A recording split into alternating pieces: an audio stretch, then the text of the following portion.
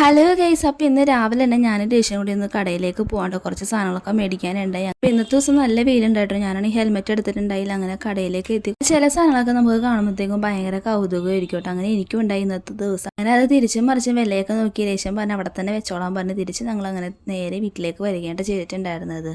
വരുമ്പോൾ ഒരു ലസ്സി മേടിച്ചിട്ടുണ്ടായിരുന്നു കേട്ടോ. അപ്പോൾ അതാണ് ഞാൻ ഈ കഴിച്ച് വർത്താനം പറഞ്ഞുകൊണ്ടിരിക്കുന്നത് കേട്ടോ. അങ്ങനെ ഇപ്പം നമ്മൾ ഇനിയിപ്പോൾ ചെമ്മീൻ രണ്ടെടുത്ത് പുറത്തേക്ക് വെച്ചേക്കുന്നതിൽ ശരിക്കും വേണ്ടിയിട്ടുള്ള പയർ ഞാൻ വേവിച്ചിട്ടിട്ടാണ് കേട്ടോ പോയിട്ടുണ്ടായത്. അങ്ങനെ മഴത്തങ്ങയൊക്കെ കട്ട് ചെയ്ത് എടുക്കുന്നുണ്ട് കേട്ടോ.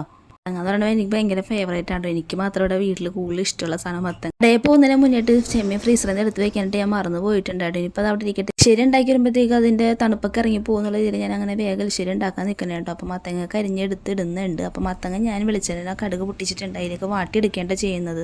ഒന്ന് വാടി വരുമ്പോഴത്തേക്ക് ഞാൻ ആ പയർ നമ്മൾ വേവിച്ചത് അതിലേക്ക് ഇട്ട് കൊടുക്കേണ്ട ചെയ്യണം. ഇനിയിപ്പോൾ ചെമ്മീൻ്റെ പരിപാടി നോക്കാന്ന് രക്ഷയില്ലാട്ട് അടിയിൽ നിന്ന് പൊളിഞ്ഞു വന്നിട്ടുണ്ട്. പക്ഷേ വിട്ട് വന്നിട്ടില്ല. അങ്ങനെ ഞാൻ ചൂടുവെള്ളം ഒഴിച്ചിട്ട് അത് വിടിയിപ്പിച്ചെടുക്കാന്ന് കരുതി ഒരു പാത്രത്തിൻ്റെ ഷേപ്പിലാണ്ടാക്കി ഇട്ടേക്കണം. അങ്ങനെ കുറച്ചൊക്കെ അതിൽ നിന്ന് പൊളിഞ്ഞു വന്നപ്പോഴത്തേക്ക് ഞാൻ പകുതി ഞാൻ ഫ്രീസറിലേക്ക് തിരിച്ച് വെക്കേണ്ട ചെയ്തിട്ടുണ്ടായിരുന്നത്. അപ്പം ഇനി എലിശ്ശേരിക്കുള്ളതും ചമ്മന്തിക്കുള്ള തേങ്ങയായിട്ട് ഞാൻ ഈ കുത്തിയെടുക്കുന്നത്.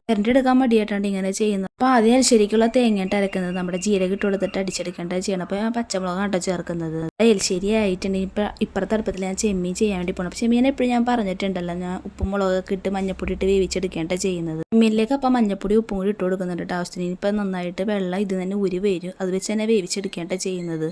വെള്ളമൊക്കെ വറ്റി ചെമ്മീൻ വെന്ത് കഴിയുമ്പോഴത്തേക്കും വെളിച്ചെണ്ണ ഒഴിച്ചു കൊടുത്തിട്ട് മുളക് പൊടി ഇട്ടിട്ട് നന്നായിട്ട് റോസ്റ്റ് എന്നോ ഫ്രൈ എന്നൊക്കെ വിളിക്കാതെ ഇതുപോലെ ഇരിക്കും കേട്ടോ.